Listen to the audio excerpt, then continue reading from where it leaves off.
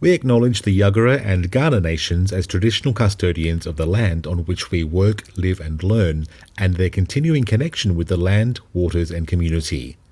We pay our respects to them and their elders past and present. All content related to this program is for general informational purposes only and contains stories and discussions around mental health that may be disturbing to some listeners. If you are concerned about yourself or someone you know, please seek professional individual advice and support. More details are contained in our show notes.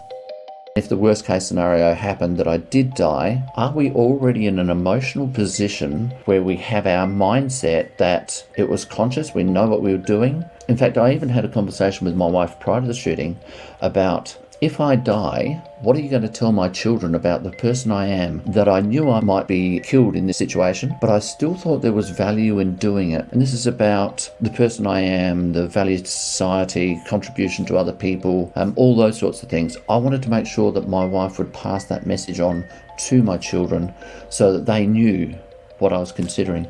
That's international speaker and coach Derrick McManus. And this is Reframe of Mind. The podcast that cuts through the platitudes and gets to the core of living authentically, challenging our assumptions and improving mental health with the guidance of good science, philosophy and learning from other people's lived experiences. We're your hosts, Louise Poole and Andy Leroy. We've all had a bad day at work or frozen ourselves into inaction because of the fear something bad might happen if we act on something. But it wasn't until we spoke to Derrick McManus that we truly got some perspective around the idea of the worst that could possibly happen. Oh yeah, Derrick McManus's background is an Australian police sniper, diver and counter-terrorist operative. For those not familiar with Derrick's story, buckle in. He's also widely known as the man who miraculously survived 14 bullet wounds that he sustained in less than 5 seconds. Yeah, on this particular day at work, Derrick had no alternative but to lie on the ground for 3 hours waiting to be rescued, and to this day, doctors don't know how he survived. I mean, commercial radio was pretty tough for me.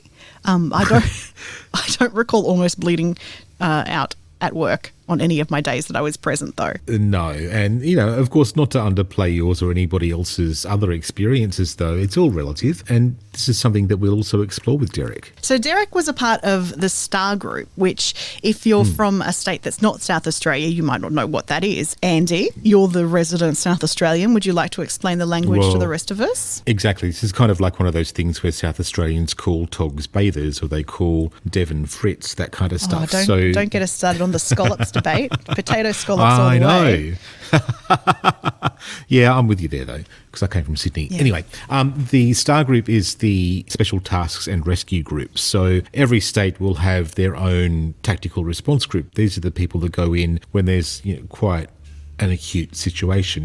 You might see them get called in if there's a siege or a particularly volatile kind of situation. So that's the level at which Derrick was working at the time. Mm-hmm. So in New South Wales, that would be like the equivalent of the State Protection Group, or what is it in Queensland? The CERT group. Yeah, CERT. CERT. Yeah. Yeah. CERT. CERT. I didn't know that. Special Emergency Response Team.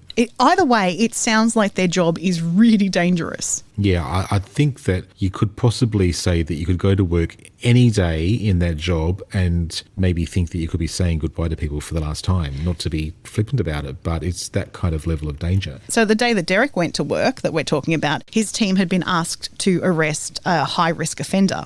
The offender started shooting. Derrick was the target. 14 bullets ripped into Derrick's body, shattering bones, severing arteries and tearing through organs. The first doctor that actually got to Derrick on site commented how, when he first saw him, he thought he was actually already dead. In a lot of his public speaking, Derrick often talks about the 14 bullets, the 3 hours on the ground, his years of rehabilitation that followed. We don't want to take that approach with him this time. We want to talk about something that isn't often talked about, which is what comes next. Yeah, it's very easy to get stuck in those, salacious details and the big flashpoint stories. But the centerpiece of Derrick's story is the stuff about his determination to survive, his ability to set goals in those moments, in those 3 hours while he was on the ground, building personal belief and overcoming challenges and the changes that come out of that. People have told me I'm very, very lucky that it wasn't 13 times. I don't know how the 14th makes it lucky, but, I get where they're coming from. Is that because it was a superstition on the number 13, that would have somehow been worse? Yeah, that's right. Yeah. 13 would have been worse than 14.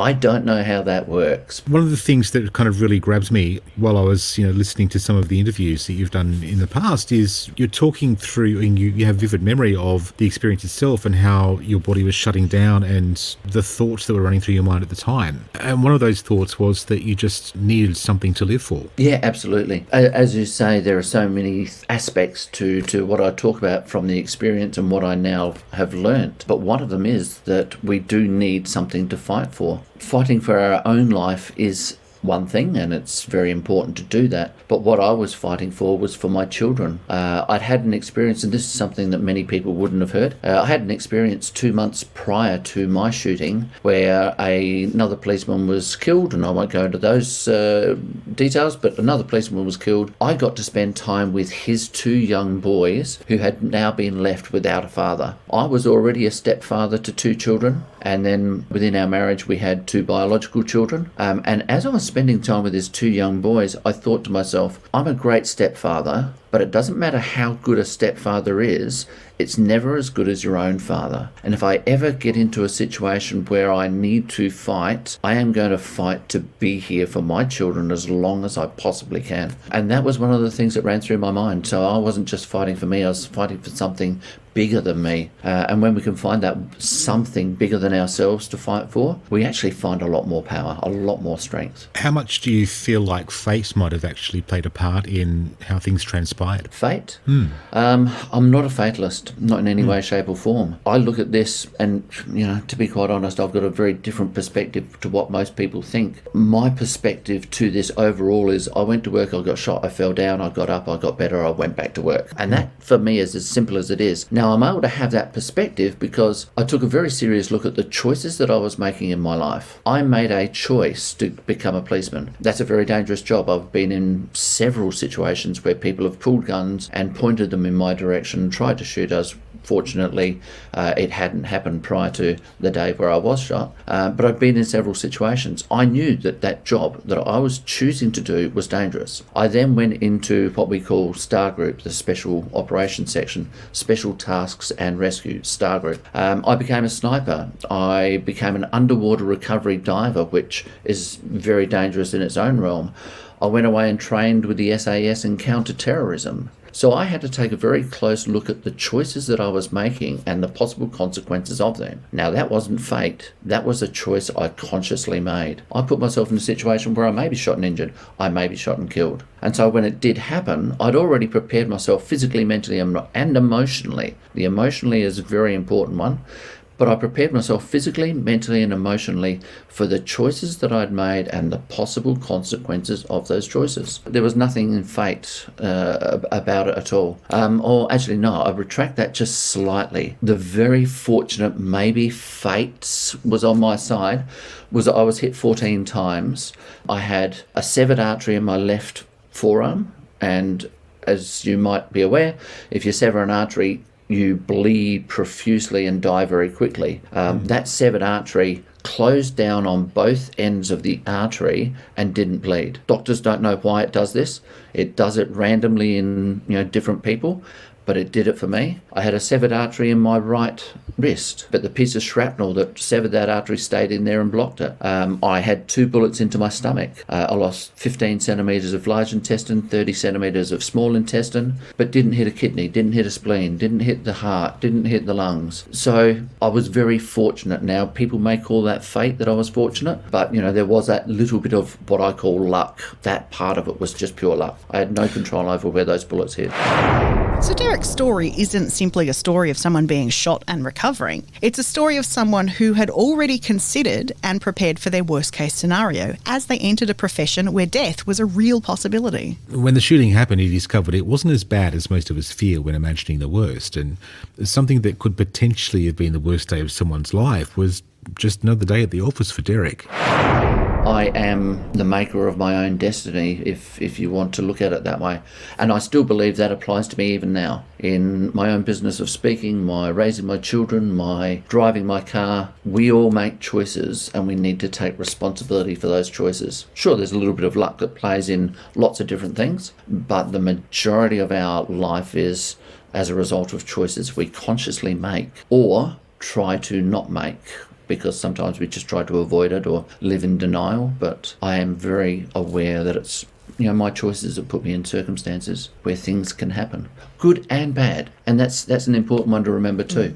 We make choices that have great results, but sometimes people focus only on the negative ones. That philosophy of now that we make our own destiny, we're the masters of our own choices. Was that because of the incident, or was that something that you already had as a life belief before that? Definitely a life belief before that. So when I talk about taking responsibility for choices, I went one step further again than what most people do. Being a policeman, everybody knows that we are in situations where we may be shot and injured, we may be shot and killed. Everybody knows that. In Australia, we wear guns on our hips. In America, policemen are shot and on a way too regular basis. But everybody's aware. But very few coppers actually talk about, I may be shot and injured, I may be shot and killed, with their partners and say, if these things happen, what's our life going to look like? So prior to the shooting, I actually sat down with my wife and I said, hey, listen, reality is going into Star Group, high risk arrest, hostage siege, counter-terrorism. Chances are I may be shot and injured, and if I get injured, I may spend the rest of my life in a wheelchair. Now, if that happens, are you still willing to support me for the rest of our lives together? And,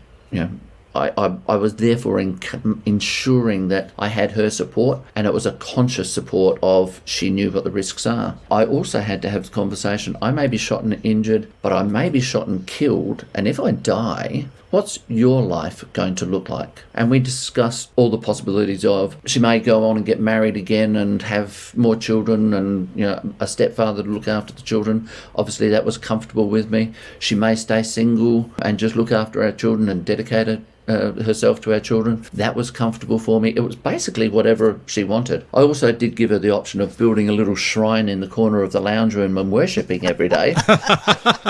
Apparently that one wasn't all that popular, but I threw it in there. I'm just curious, Derrick, this chain of logic that you obviously are very good at doing in these critical situations particularly, is this something that you've always carried, or something that came through your training when you were training through the police force? Certainly training in the police force has helped me to hone it. Training in Star Group makes maybe hone it even more. Star Group are very, very serious about contingency planning, going into training and looking at every possible scenario. What's the worst case scenario and how can you make the best of it? How can we overcome that? The US Navy improvise, adapt and overcome type attitude. But I think it's something that I've had inherently. I didn't know I had it. But having those conversations with my wife prior to going into the shooting and lots of other things as well. Even before I joined Star Group, when I was working on general patrols, my patrol teams would come into the office and we'd be sitting around having coffee and we would play what-if scenarios, hypotheticals, and say, if you get into this scenario, what might you do in that situation? What might you do in this situation? And we had, the ridiculous answers. It wasn't just all serious. It was just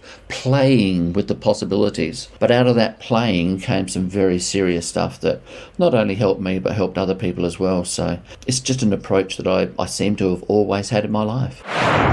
So through his tactical training, Derrick had got used to using calculated risk in his life, which is very different to the typical picture of a risk taker. So how could we compare this to someone like, one of the Red Bull daredevils that we see who are jumping out of planes and jumping off cliffs, that sort of thing? Because you describe yourself not as a risk taker, but as a risk manager. Yeah, the Red Bull guys, they're pussies. They're pussies. No, every admiration for those guys. They do some amazing stuff. My job was very similar to that. Our fitness level was the same as, it was compared to AFL footballers type level of fitness. The jobs that we were going into were certainly full of risk, and we do a lot more riskier stuff than anybody else could possibly imagine. People shudder when I tell them some of the things that I've done, and I enjoyed doing it at the time. But as you say, I see myself not as a risk taker, as much as I do lots of risky stuff. And I, even since the shooting, I've jumped out of airplanes with parachutes and all that sort of stuff. So I'm still doing risky stuff, but I see myself as a risk manager, not a risk taker, because I take a look at my training, my experience, my fitness, my support around me, the infrastructures, all those sorts of things that give me good reason to believe that I've got a better than average chance of outcome of success. And I've got lots of friends who look at high adrenaline stuff and high risk stuff, and they go, "Oh, Derrick, that's right up your alley. You would do that." And there are times where I look at it and I go, "Do you know something? No, I wouldn't. I can see the risk, I can see the management, but I don't think I'd get enough excitement or pleasure for myself out of doing it that's worth that risk." And so I will back away from things that people go, "Derrick, that's right up your alley," because there's got to be a reward for it. For me, for doing that, it's got to be something I enjoy doing. I don't take risks just purely for adrenaline. It's got to be something that I enjoy, and then I start managing it. What is my training? What is my experience? Who are the people around me that support me? So it's a very managed type situation the majority of the time. Now, having said that, I have a philosophy that the greater the risk, the greater the planning. There are still lots of times in my life where I go, I don't know about this one, but let's have a crack. Let's see how it goes. And there's very little risk management that goes into it. But the risk overall is very small. It might be that I will twist an ankle, or I might lose $20 in a gambling or a betting situation. It's not going to destroy my life. And it's like, even if the worst case scenario goes, it's only going to be a hiccup. The more dangerous the situation is, the more planning, the more consideration we've got to give to it. And that's when risk management really comes to the fore. Most of the stuff that we manage on a day-to-day basis, we've done it so often, we actually go through the risk management in our mind without even thinking about it. It runs through the scenario of, I've done this before, last time I did it, it turned out well, or last time I did it, it turned out badly, but I know why it turned out badly, so I'm going to do it differently this time. Let's go. Now, when you go into a larger risk, you've got to start taking a larger look at how you manage that, and possibility of being shot and injured, possibility of being shot and killed. That's when I sat down and had that discussion with my wife. This is a very serious risk. The impact could be catastrophic on my life and your life. Are we both prepared to take that risk? Do we have the resources to be able to manage it? And if the worst case scenario happened that I did die, are we already in an emotional position where we have our mindset that it was conscious, we know what we were doing? In fact, I even had a conversation with my wife prior to the shooting about, if I die, what are you going to tell my children about the person I am, that I knew I might be killed in this situation, but I still thought there was value in doing it.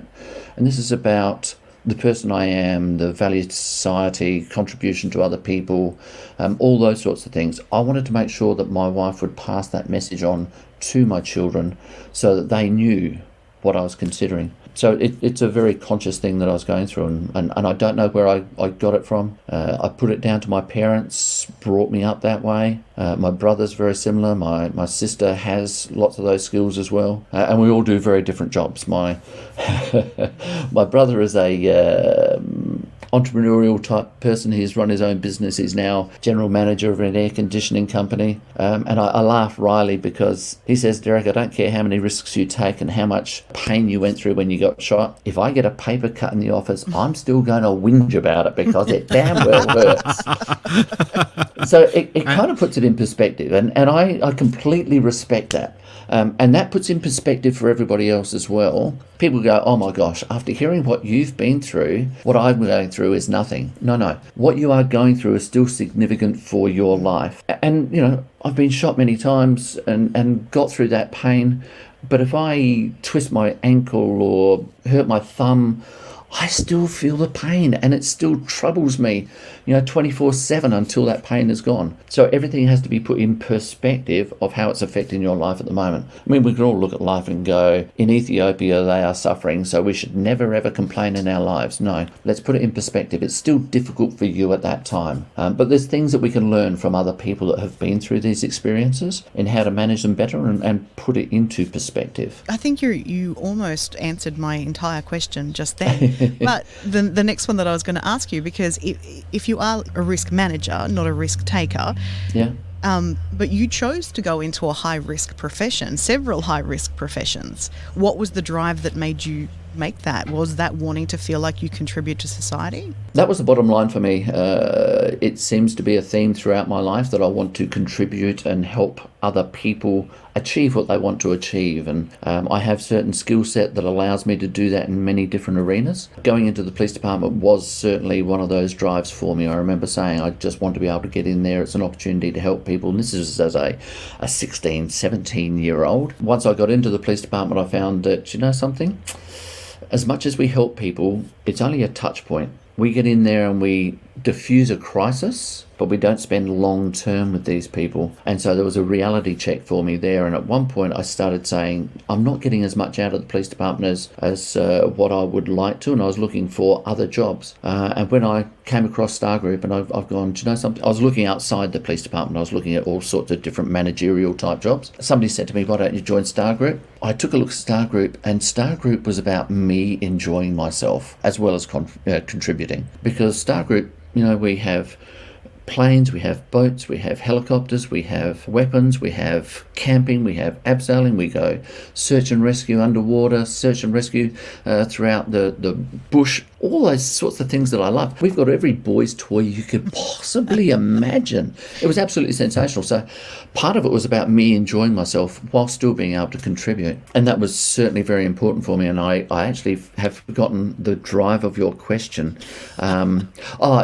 Is it because I wanted to... Yeah, what drove you to take the risks if you are, so conscious of the risks? We all have a certain skill set. And one of my skill sets is to be able to manage risks, both physically as well as emotionally. And that's a very clear distinction I make, because when our emotion takes over, all our training, all our experience, all our knowledge goes out the window because our emotion's driving it. And when our emotions go high, our rational thinking goes low. And that's when we go into fight and flight. That's when we go into panic mode. And if we're able to manage our emotions, and now this is not eliminate emotions, if we're able to manage our emotions, bring our emotion back down, our rational thinking will naturally come back up. And I seem to have a natural flair for being able to do that. So going into something like Star Group, I was comfortable. Somebody needs to step up and do that job. Somebody also needs to step up and do accounting, because I do not like accounting. So I'm looking for a good accountant all the time. Everybody has their own skill set, and we need to follow that path so long as there's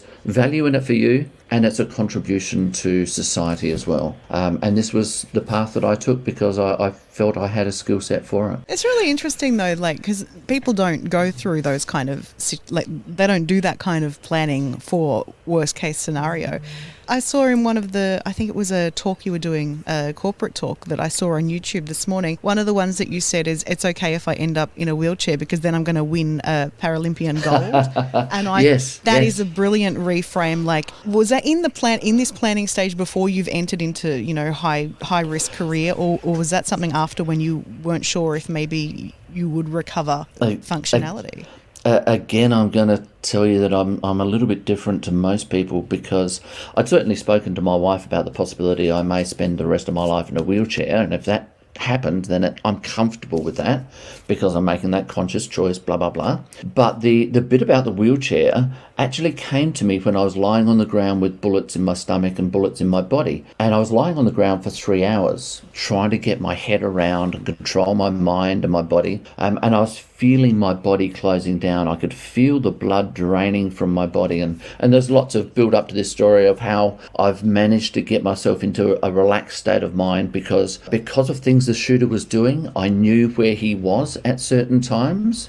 And when I knew where he was and he wasn't a threat to me, I was able to have thoughts just that little bit outside the square. And as I was lying on the ground, I knew where he was. He was in the roof of the house. He wasn't a threat to me. I had everything sort of calmed down, and I started to look at what the future might look for me. And again, I thought I may spend the rest of my life in a wheelchair. And I thought to myself, well, if I spend the rest of my life in a wheelchair, it's not going to be the exciting life that I have at the moment. Jumping in and out of helicopters, flying here and there, climbing cliffs, meeting people, all this sort of stuff. And I thought, how can I make my life interesting? And I thought, well, I already play basketball. So if I've already played basketball and I put that together with wheelchair, I may be able to play wheelchair basketball, and that wasn't too bad. I thought that's something that'll be of interest. Now, this is while I'm on the ground. Now, remember, I was lying there for 3 hours. The shooter was shooting almost continuously while I'm lying on the ground for 3 hours, and these are the thoughts that are running through my head because I had everything in control.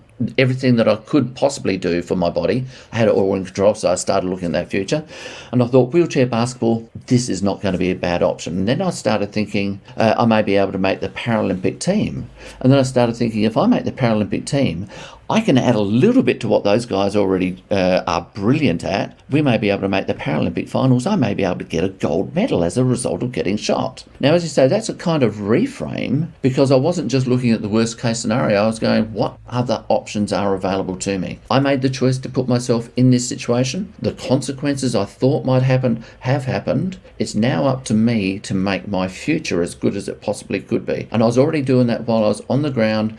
The blood was draining from my body. And the blood supply in my body got so low that even my vision closed down, because there wasn't enough blood going to my brain to keep my vision going. And I saw this absolute pristine white. It was absolute pristine white that many people have spoken about, being that end of life. And even at that point, I thought to myself, if I get out of this alive, and it wasn't I'm definitely going to fight and I'm definitely going to make it. It was if I do. I may end up with brain damage. I may end up with some sort of damage to the body because of lack of oxygen. But it was always looking at what will it be like in the future. I knew the possibility that it may end, but I always had that look at the future as well, and that's what I was fighting for. And it was my kids that gave me the focus and determination to keep fighting as much as I possibly could. Something that I'm really interested in, based on what you said, is when you were in those 3 hours and then you saw that white light, what else happened? Is there more to that? Well, there's a great lot of depth to everything that was happening on the ground. Tell lots of stories about what I thought, what I was going through. But at the time that my vision closed down and I saw the white light, it did run through my mind, is this what people talk about? Is this the white light of God? And I'm not a religious person, but it ran through my mind, is this what they're talking about? Is this the white light of God?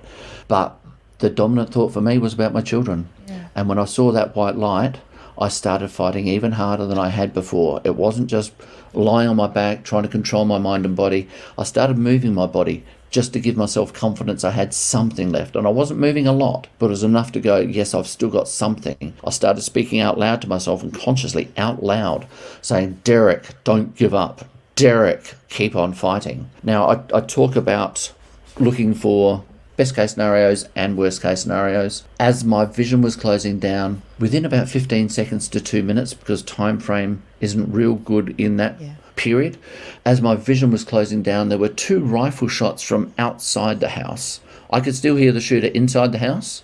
And when I heard those 2 rifle shots, it was absolute confirmation for me that my mates from Star Group were on their way to get me and things were going to be all right. I believe there was a dump of adrenaline into my body, endorphins and whatever else from the brain, because of that belief that there was something optimistic that was going to happen. I had that sense of optimism, something was going to happen. And my vision snapped back up to absolutely perfect. And I was passing in and out of consciousness for the next 15 minutes before they got to me. But it's that sense of optimism, that dump of adrenaline. There is still something possible that's going to come out of this, something good that's going to possibly come out of this, that went through my mind at that time. But I as much as I knew that this was the end of life vision that I was having, that white light, I still was never going to give into it.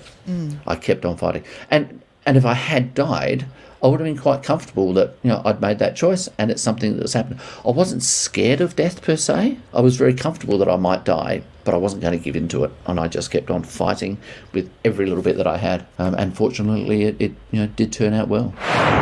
It'd be fair to expect Derrick to be grappling with PTSD after his near-death experience, but in the end it was something quite different that impacted him that he hadn't even figured into his planning. I was interested to read along the way that your response to the concept of PTSD, that you've said that you didn't actually have any PTSD related directly to the experience of being shot and almost dying, but it was more around other people's responses to that. Can you talk a bit about that? Yeah, so at the time of being shot, I was already having light-hearted conversations and jokes with myself about the shooting itself and about what might happen afterwards, and very happy to elaborate on what those light-hearted conversations were. And that was as the bullets were hitting me, right? I was already able to have those conversations. I think that's because I was well prepared beforehand. physically, mentally, and emotionally, so that when I got into the situation, I knew exactly what to do, and I already had an anticipation of what it might be like afterwards. And when I was in hospital going through my recovery, about 5 days after the shooting, I threw my hand in the air and said, "Get me a psych. I want to talk to a psych." Now, you've got to remember, this is 27 years ago, and males and psychologists, therapists, it wasn't a natural fit for most people, but I was very comfortable with it. And when I threw my hand in the air 27 years ago in this testosterone embedded environment where people are so tough they would never talk to it, and I've gone, "Excuse me guys, I'd like to talk to someone and get some therapy," you can imagine what the response was like. But it was one of the most powerful things I could do. I went to one of the best trauma psychs in Australia, Dr. Sandy McFarlane, and we had about a 3-hour meeting, and he picked my brain about how I'd prepared, what it felt like when I was in the shooting, what I'm anticipating going through now. I picked his brain about how do people deal with these things and manage them well? How do they manage them badly? What's the difference? At the end of that meeting, he said, "Derrick, you can psychologically go back to work tomorrow.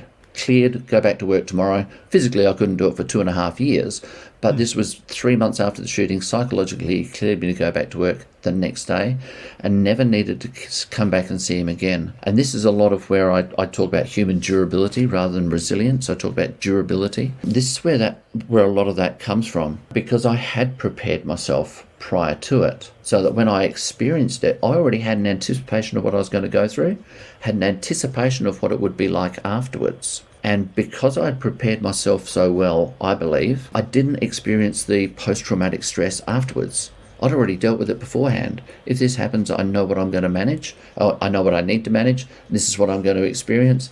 I've got the skills to be able to manage that. Bang, let's go and take the risks and manage the risks. I've never actually experienced PTSD in relation to the shooting. My management, and I'm trying to be very politically careful here in how I phrase this, some of the managers at work didn't manage me returning to work as well as what I would have liked. They were putting up roadblocks. Like, I've been cleared by the psychiatrist a couple of times, because I did go back for review and just check in to make sure everything was okay, and he again cleared me. I'd also been cleared by occupational therapists, nurses, and doctors, and all sorts of people physically to go back to work.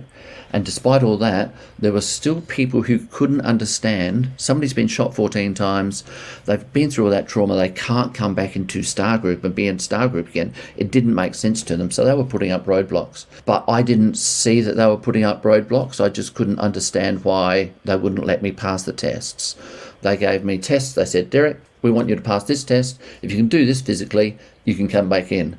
And when I did that and jumped through the hoops and got over the hurdles, they said, "Oh, right, well, that was just a trial. The real test is this one." And then when I passed that, "Oh, well, actually, what we really need you to do," and it just got harder and harder. Now, around the same time, I'd also separated from my wife. We were going through divorce. I didn't have 24/7 access to the children that kept me alive during that shooting. My social circles were, dismantled, because, when you're going through divorce, all those things sort of get a disconnect before you get settled again. I wasn't sleeping well. I wasn't eating well. And then the crux of it was that my dog died. And that broke me down in tears. That just destroyed me, and I started realizing that my life wasn't as solid as what I would have liked. And I didn't realize I was going through a depression. All I knew was I didn't have the energy, I didn't have the enthusiasm, and I did the analysis for myself, and I've gone, but I'm not eating well, so I must be missing some vitamins. So I'm just going to go along to the doctor and find out what pill I need to take to boost up my vitamins. And he gave me a questionnaire for anxiety, depression, and PTSD. And I remember thinking in my mind, mate, I've been through the shooting, gosh, and if I get through the shooting without any stress, nothing's going to stress me. And he gave me the test. I filled it in, completely transparently, obviously. And he said, "Derrick, you've got mild depression and you've got mild PTSD." And I remember sitting there and going, damn, geez. And then instantly said, "Okay, how do we manage this?" And it was that acceptance, I think, that was one of the critical turning points for me, because I'd had the discussion with the psychiatrist before. I may get depression, I may get flashbacks, I may get nightmares, I may have traumas when I hear sounds, watch movies. This is all a reality that could happen. And if it does, these are the things I'll do to manage it. The doctor saying that you've got depression and PTSD, that was a reality check for me. Yes, I now recognize it. One of the things that happens is when we get into that depression, PTSD, we are so overwhelmed, our emotions are high, but in a low way. Our emotions aren't working properly. We are being sucked down into this vortex where we are overwhelmed by the slightest little thing. Our rational thinking is not working well. We're not able to logically process information. And so we just get overwhelmed and kind of give up. And that's where I was. I was just giving up. But when I got to the doctor and he said, Derrick, this is the reason you don't have energy, it was like, bang, I know what to do now. Took every bit of advice the doctor told me. Now, I've got to stress, it was mild depression, mild PTSD. Did everything the doctor told me to do, came back a month later for a checkup, and he said, Derrick, it has moved on, it's passed, you've recovered, you can go back to work, you can do everything again normally. And I've never looked back. I noticed the highs in my life, but I also noticed the lows. And the lows are when I'm heading towards being depressed or just sad. And I call them depressive moments, and we all have them. Everybody has depressive moments where we're sad, we're upset, we're mad about something. If we manage it well, we can get back on track, and that's what I do now. I take particular notice of when my mood is affecting my behaviours and my enjoyment of life, and I say to myself, right, what do I need to do to get back on track? And I don't castigate myself for it. I don't get upset with the fact that I've got into a low mood, because that's natural. We all do. But it's about having a conscious system for getting back on track. It's interesting when you said that, the death of your dog is the thing that pushed you over the edge on that, because it's very personal to me, because that's exactly the same thing that I've experienced with things. You can have a pile-on of shit after shit after shit, and it's okay. But then, particularly when it comes to, I think, when an animal passes away, that's the thing it's the thing I can't deal with on top of all the other things. Which, what I'm getting at is, pain is pain, grief is grief, regardless Absolutely. of what it's about. Absolutely. So this kind of, with your, was it your brother and the paper cut? Yes. So is that your experience, that it's so hard when everyone should think it's the other thing, but grief and pain, they're all the same regardless of whatever it is that you're talking about? I think, the death of a pet, a loved pet, is very similar to the death of a child. It's someone you love. A death of a child, death of a parent, death of a partner. It's someone you love. We should be well prepared for it. That we know that a dog's life is only 13, 15, 18 years at the most. So we know we're going to have a couple of pets in our lives. But when they pass, it's still sore, it's still raw. I think the reason that the death of the dog tipped me over the edge at that time, because we've had other pets in my life and they have passed as well. It didn't tip me over the edge into depression, but I'm sure you've heard the analogy of our ability to manage stress is like having a bucket. I look at the bucket in a slightly different way. If your bucket only has a little bit in the bottom, the rest of that bucket, the 9/10 of the rest of that bucket, is our processing space to be able to manage emotions, thoughts, feelings, challenges. But if we start throwing more and more in the bucket, so I had my bosses at work giving me a hard time and making it hard for me. I then started to withdraw from work and not interacting with the other guys. My social circles had been decimated. I'd separated from my wife. I didn't have access to my children. All these things are starting to fill that bucket up. And the amount of processing space at the top is getting less and less and less. And that's when people talk about the straw that broke the camel's back was something so small. When people are joking at work and then they'll make a joke and someone will just snap and they go, oh my gosh, what happened? Normally he takes that well. Unfortunately, the bucket for that person has got so full that one little joke that they normally take so well has just been the straw that breaks their back, and they snap and they bite and they get upset with you, and they'll come back afterwards and apologise. But they don't have the processing space because of lots of other maybe little things that are happening in their life that nobody else is aware of. Part of it is just accepting I've got lots of things on my plate. I know my processing space is very, very small. When it gets to this point, what do I do? How do I manage myself? And this is when I talk about high performance people and high performance mental health. And one of the most important things about being high performance is to know that when your bucket is getting full, you have strategies, tools, or things that you can do that de-stress you. Now, lots of people in business will go, I've got to the level of being a high performer. I've got to stay there. I can't take time off. If I take a holiday, I'm still going to be working during my holiday. But we need to be able to get away from work. We need to be able to spend time with our family, spend time with our children, going and getting a massage and doing the hobbies that we love doing. We've got to continue those things because they take you completely outside of the thoughts of work and stress and all the rest of it. Doesn't mean that they're not still there, but it just means that your mind is not focused on them and you're actually focusing in an area where you enjoy and you get all those endorphins and all those good chemicals that feed the brain and replenish the brain so that when you come back to deal with that stress again, you've actually got more energy. You're more relaxed. Your mind is more open. You've got more space at the top of the bucket now for processing. But we've got to have a conscious way of going about that.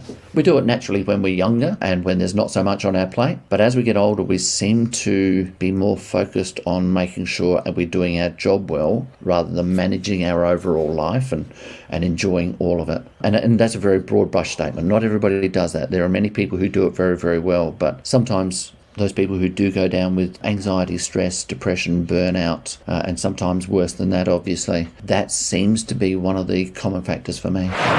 So it's interesting, Andy, isn't it, the parallel that I think we're starting to see here between Derrick's recovery experience and that of Dr. Dinesh Palipana, who we spoke to in episode 2. Yeah, Dinesh spoke quite candidly about how when he was recovering after his accident, from which he became a quadriplegic, that it was other people's opinions that were a major obstacle in his recovery process. Yeah, not his own. Proving again that we are our own best authority on how far we can push ourselves. Yeah, there's a lot of buzz now around the concept of resilience, but Derrick makes an important distinction, I think, and he opts for a different model.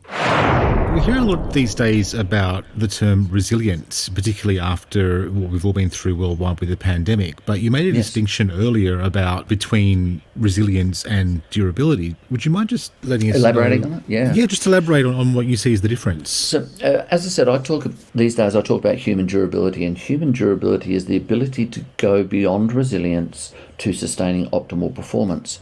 A baseline model for this is I have a continuum that starts with fragility, has resilience in the middle, and durability on the other end. Fragility I describe as when we are brand new at doing something, we do it for the first time, we're very young at it, we're fragile because we're new, we're inexperienced, we make mistakes, sometimes we break things. And if you ever have somebody starting new with you, or you have a child working with you, we kind of understand it's okay for them to make a mistake, but we're not as generous to ourselves about the mistakes we make. But these people are fragile. Now, with good coaching, mentoring, guidance, which we all need, we are able to take people and we're able to develop ourselves from being fragile new beginners to resilient performers. Now, when we move from fragile to resilience, this is where we go through the stages of learning how to solve problems. Okay, I'm new at this. Boss, how do I fix this problem? Boss, what do I do with this? Partner, what do I do with this? Whoever it might be, we're getting that guidance and we learn how to solve problems. And that's what resilience is. Resilience is the ability to bounce back. If something happens, I know how to fix it. I know how to bounce back. And we get really comfortable with ourselves where we go, doesn't matter what's going on. If anything goes wrong, come and talk to me. I know how to fix things. I'm resilient. And it's a very powerful place to be. And it's important to have resilience in our personal stores. But resilient isn't where we really want to be. Because resilient is always bouncing back, always having to fix problems. It's waiting for things to happen so that you can bounce back. Now, if you remember, there was an explosion in the port of Lebanon. 3,000 kilograms of chemicals exploded and destroyed many of the houses and killed many people. The Lebanese government and the media were saying, the Lebanese people, they are resilient. They'll be able to bounce back. They'll get over this. We'll be able to rebuild. We will be fine. There was one lady that was interviewed and she said, I'm tired of being resilient. I've been resilient all my life. I've been through the wars. And now I'm going to have to be resilient. I don't want to be resilient anymore. I just want to be able to enjoy my life. And that, I think, is where we want to be. And that's what I describe as durability. Durability is where we know that our performance is 100% reliable. Everything we do, we know is going to go well. Everything that happens, it's predictable. We know exactly if this happens, I'll be able to see the signs. I'll be able to fix it before it goes wrong. It's where we're really comfortable. And if I make this analogy about these podcasts, when you first started running podcasts, your minds would have been going 1,000 miles an hour going, oh my gosh, this is our first one. I hope it all goes right. Now that you're into it, I mean, talking to you guys this morning, it sounds as if you don't even bother talking about the setup. Oh, have we done this? Oh, of course I've done this. You've got it all. You're in a place now where you come and do these podcasts and you just go, excellent. I know this is going to be fine. We've done this so often. We know exactly what's going to happen. We know how to manage it. Everything goes really well. And I call that our comfort zone, our durability. We're 100% reliable. This is our comfort zone. And it's important to know where your comfort zone is and get into your comfort zone and enjoy your comfort zone. Because once we start enjoying our comfort zone, then we'll start looking around and going, I'm really comfortable. I'm not challenged. I want a new challenge. And that's when we'll take a leap from there and we will take on a new challenge. One of the important things about knowing where your comfort zone is that if you take a leap of faith and you take on a challenge and you crash and burn, many people burn back down to their basics. And we all know the term, if things start going wrong, let's go back to basics. Well, basics is the day that you were fragile, the day you started in this. Your place, your comfort zone, you're 100% reliable. If you crash and burn and you come back to your comfort zone, that's when you start getting your confidence back. But not enough people are comfortable with their comfort zone. That's a very bad terminology. They're not aware enough of coming back to their comfort zone is where they get their power from. Because when you're back in that comfort zone, everything's going right. You're starting to get your confidence back again. Oh, yes, I know I can do this. This is what I've got. And so when we start out something brand new as fragile, we then move to resilience. We actually want to move to that 100% reliable. When we take that leap and we take on a new challenge, we've also got to understand that we will slide back along that continuum, because when we take a new leap, there's new learnings, there's new things to problem solve. So we will slide back from being 100% reliable back to, oh my gosh, I'm just resilient now. And if it's a really big challenge, and you crash and burn, you may go back to fragile. But it's only in that one area of your life. The rest of your life is still good. Lots of people go, oh my gosh, I've embarrassed myself. I'm an idiot. My life is destroyed. People will think I'm useless. No, it's one area that you've made a mistake in. You are still a good husband or wife. You are still a good parent. You're still a good brother, sister. You're operating, you're able to manage that business well. It may be your finances you stuffed up in. It's not a reflection on your whole life. And again, that's a nuance that a lot of people go, oh, that makes sense. The other thing that when I talk about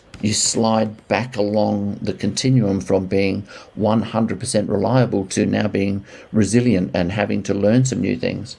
I was doing some work with some RAAF pilots, and one of the pilots said to me, really? Does that happen to everybody? And I've gone, yes, that's a very natural process. Everybody goes through it. He said, oh, thank goodness for that. I thought it was just me. and that is a problem we've got. We get to that 100% reliable and we think everybody sees me as this, I can't change. I can't be vulnerable. I can't see that I can't let people see that I make a mistake. Otherwise my reputation is going to be destroyed. But I believe it's the stronger person that's able to go, I'm learning something new here. Talk me through this. Give me your experience, give me your training, your guidance, your support, your mentoring. And then you will get back to being that 100% reliable and into your comfort zone a lot faster than just trying to fight it on your own. But it is that everybody goes through it. And as I say, I work with the RAAF pilots, but I also work with kids in schools. Because as I say, challenges are challenges. You know, when they children sometimes come home to their parents and say, oh, so-and-so stole my book and it destroyed me. And we sort of laugh to ourselves, oh my gosh, that's so cute. It's so small. It'll be nothing in your life. Unfortunately, that is their whole life at this stage. And that is as important to them as somebody else losing their business. And we've got to deal with that at their stage of reality and give it credence and deal with it just the same as my brother deals with his paper cuts. He would probably hate me if he ever hears me talking about his paper cuts like this. But he very consciously said it, and he said it in front of lots of other people because he likes to make fun of me as well. But the reality is that stolen book for that child is their reality. And the same process has worked for that child, has worked for the fighter pilots, has worked for you and your podcasts, has worked for me and my business now. It is a universal thing. So how does your story after being shot 14 times fit onto that continuum? Because when you were assessing risk and reward, I'm sure you didn't have becoming a public speaker and telling these stories and doing all this on the list of things that might be a possible outcome. Or was it? Was this one of the possible outcomes you planned for? I describe my journey into the speaking world as I was dragged in kicking and screaming. I did not want to come here in any way, shape or form. I was approached by corporates. I talk quite comfortably about it, obviously, and I've been doing it ever since the shooting. I was cracking jokes with myself at the time the bullets were hitting me, and I've always been that way. It's not dismissive of seriousness. It's just being able to manage it well and manage the emotions. So when I got into an environment where I was talking to some corporates, they're going, "You've got to come and tell my company about this." And I've gone, "No way." Not because I was scared of the public speaking per se, but I thought they wanted a hero story. And as much as I like telling stories, I wasn't the hero on the day. The hero on the day were the guys that risked their lives to come in and get me out. The hero on the day was the doctor and the ambulance officers who stood in direct line of fire for 10 minutes, risking their lives to save mine. They were the heroes. If you want a hero story, go and talk to them. So I tried to get away from it. But I used a stack of blood. The body holds 10 units of blood. I used 24 units of blood in 7 hours. And the blood service came to me and said, "Derrick, you used a stack of blood." And they said, "How would you like to tell your story?"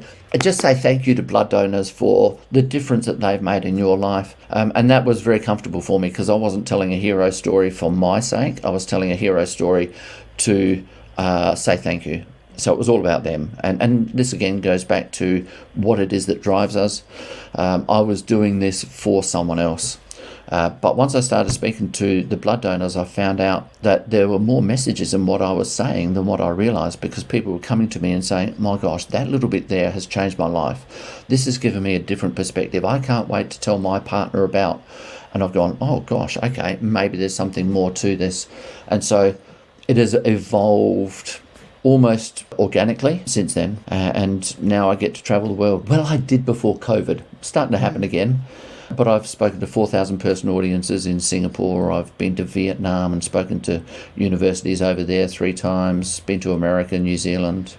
A company made me go to Fiji with them, made me go to the Intercontinental Resort, made me stay there for 5 days. It was really feel sorry for you. But because of the way I've approached it and just that approach that I have taken, that I'm able to pass on to other people, my life's sensational again. It was always going to be sensational, but it's sensational in many more ways. It's a very rich life. So this is the new confidence zone? Yeah, for me, there's a lot of durability in what I'm doing now. There is a lot of transitioning back to resilience as well. And certainly when COVID hit and I had to completely change my business and go to online virtual, I went right back to fragile. But sometimes it's our ability to be vulnerable enough, as Brené Brown will tell you, be vulnerable enough to go, "I've got a lot of learning to do here." You learn a lot faster.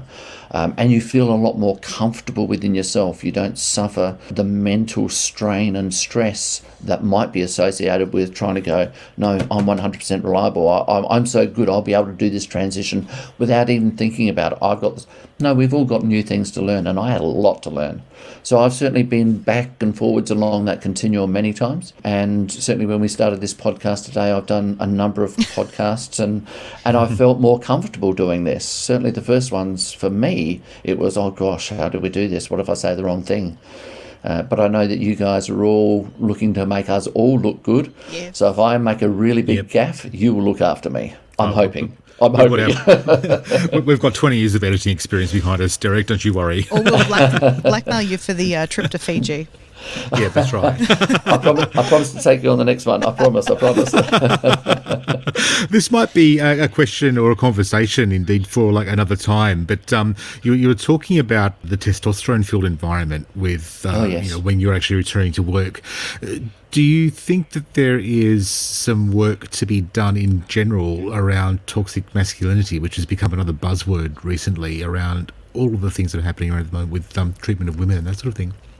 Let me think about that just for a moment. Absolutely. That's all it took me to think about that. No, absolutely. I grew up in the 60s. I was born in 59, grew up in the 60s, through the 70s, through the 80s. The way we are now realising what we used to do back then and what was acceptable back then, which was absolutely wrong, we've got a lot of learning to do. Unfortunately, some people don't want to change what they have done in the past. And it is hard. I understand that going through any change is difficult, but I think what we've got to do is look at the reality of our actions in the past. And this is not just about toxic masculinity. This is about the way we have treated races and nations and all the rest of it. We've got a lot of learning to do from our past experiences. But if we all want to grow towards a better future for ourselves, for our children, for the planet, essentially, then we've got to start learning from the past and changing for the future. But the toxic masculinity affects a lot of those areas that we're talking about. Do you think it stems from a reluctance to show vulnerability, or do you think it's a lot broader than that? You know, I look back at the 60s, 70s, 80s, 90s. Men were expected by their male peers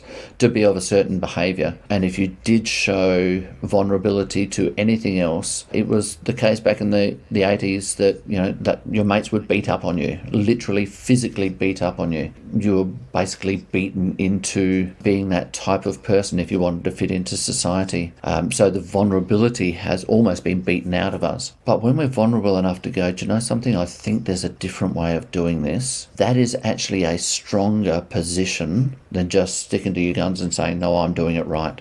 And it's recognising where the true strength comes from, which is one of the greatest things we can move forward. There's lots of, Prime Minister of Australia, Bob Hawke, when he cried on media, how much trouble did he get in with his peers, with all the testosterone-filled men? But now we realise that crying is one of the best things we can possibly do. If we are feeling something so emotional, we allow our feelings to flow naturally. It reduces stress. It allows us to share, allows people to be understanding of us. That vulnerability is invaluable. You talk about strategies to help deal with that. Specifically, what's in your toolkit? Specifically in my toolkit, my first go-to is always sleep. As soon as I start getting stressed, start getting overwhelmed, I look at my sleep patterns and go, have I been getting enough sleep? And to be quite honest, I'm not the greatest sleeper, not because I don't sleep well, just because I don't allow myself to go to sleep. So I look at my sleep first, and that's one of the most important things, because that's when our body just naturally replenishes, relaxes, and we wake up refreshed. I also look at my nutrition. What have I been eating lately? And don't get me wrong, I'm not a health freak. If I sit down with a packet of Tim Tams, I can easily stop at one packet. And that's, you know, honest. My friends all buy me packs of Tim Tams for my birthdays because they know I love them. But I do look at my nutrition. Have I been eating well? As much as I love my chocolates and my sweets, I also, you know, I will quite often do dinner of steamed vegetables and with a little bit of herbs and spices on them, because I know that's what I enjoy, but my body needs it. So I look at my nutrition. I look at my hydration as well. This is one that's highly underrated by people. If our body is not well hydrated, it doesn't operate optimally. And so that for me is another one. And then it's about, what are the things that I enjoy doing that I relax and start getting the feed of good brain chemicals into my body. One of them is spending time with my partner, spending time with my children, and as Louise and I was discussing this morning, I like bike riding. I went out for a 26 kilometre bike ride this morning, and I described it as just a little bike ride. 2 Very weeks little, ago, just a tiny one. Well, 2 weeks ago, I was on a charity ride, and charity is a big part of my life. I like contributing, but I went on a charity ride where we rode 1,000 kilometres in 7 days. So the 26 kilometres was just a little bike ride for me. But that's the sort of thing I like doing. But it's a strategy that I know. When I start getting stressed, get on the bike, Derek, and I don't have to push hard. I just need to get out and ride, because when I'm riding, my mind goes to a different place. And I love riding through the hills and looking at the trees, smelling the scents of that, going past gum tree. There's one place that I go through where I've got gum trees on one side, pine trees on the other, and the senses are just assaulted by these two beautiful aromas. And I know that that's what I enjoy doing. And when I do come back from my bike ride, I feel refreshed. But it's those conscious strategies that we put into place, knowing the result that we want from them. that can really just break that tension, that stress, ability to be able to manage stress, connection with other people as well. We are social animals, and some people say I'm more social than the average animal. I like to be connected to people, and I like to talk and spend time. I've started learning how to dance, ballroom dance, Latin dancing, and I enjoy going out and socialising with those people. It's just a beautiful community to be in, and I know that replenishes me as well. I'm always of the opinion that the way that other people treat you reflects more on how they feel about themselves than anything else. I'm wondering how that treatment for you has changed throughout your journey, because people would have been, I suppose, uncomfortable or not know what to say, not know how to handle it. What have you noticed? Not know how to handle me talking about the shooting, or the fact that I was injured so much. Or the fact that you were injured, all of those things. Yeah, absolutely. I have had many conversations where people say, Derrick, can you tell us about that thing that happened to you? Can you tell us about that accident? You know that? And I go, oh, you mean the shooting? Yes. Oh, you mean when I, excuse my language here, I sometimes say, oh, you mean when I got the shit shot out of me? And because I am that relaxed about it. And when people start getting their head around that, they go, oh, so it's okay to talk about it. And that has changed over a period of time. But to put it into a different realm, during my time as a police officer, I was working with a very young girl whose sister died. Now, she was about 24 at the time. The sister was 27. I was in my 40s already. When her sister died, everybody was sort of walking around her, not knowing what to say, where everybody's on eggshells. And she would just talk about her sister as if her sister was still alive, and say, oh, Casey would have put in her football tips as XYZ, and everybody's going, oh my gosh, is she living in denial? She wasn't living in denial, and I had conversations with her about this.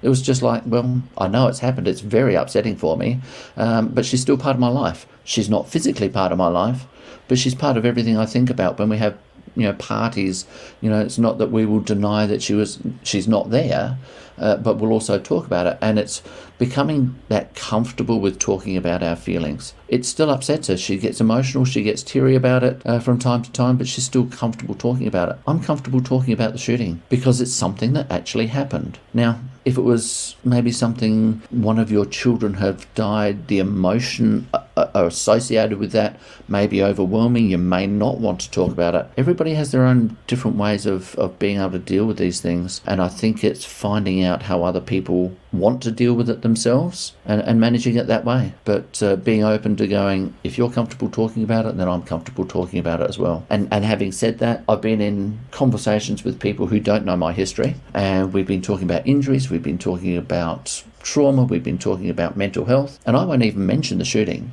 because it's not an important part of that conversation. That's just something that happened to me that gave me some insights, gave me some experiences. When I almost have an accident in my car, or when I have pranked my car, that gives me insights as well. When I fall off my bike and break a bone, that gives me insights as well. The shooting is just one aspect of my life. It's not my whole life. It's not the dominant part of my life. It is something that people go, oh, wow, how did you deal with that? But then I bring in how I dealt with all these other things in my life as well that allowed me to deal with that shooting in the way that I did. And again, that comes back to the paper cut. How we manage that paper cut will influence how we manage the bigger things in our lives as well. You have an incredible story, Derrick, and an incredible mindset. I'm in awe of everything you've been able to achieve and to have come to realizations with and help people with. Thank you so much for sharing all that with us today. Really appreciate the time. Yeah, thank you so much. I've gone into things in a different way today than what I've done in the past, and that's always good for me. So you've certainly dug into my mind in a different way as well. We pushed you out of that confidence zone. Hoping to make it fragile. Well, to be quite honest, I hope you did for a little while there, and then built me back up. Listen, it's been great. I've really enjoyed it. Thanks so much. Next time on Reframe of Mind, we'll take a look at how we can apply what Derrick has imparted to our own circumstances and chat to motivational speaker Chris Helder about finding that useful belief. My idea of reframe is this idea of useful belief. And what's the difference between that and, as you say, toxic positivity? The studies out there really show that positive thinking, is a band-aid and it doesn't work. And it's actually, the studies show you actually feel worse about yourself than when you started. So and you're like, gosh, I can't even do positive well, and I tried to do positive. And really, positive thinking and negative thinking are emotive thinking.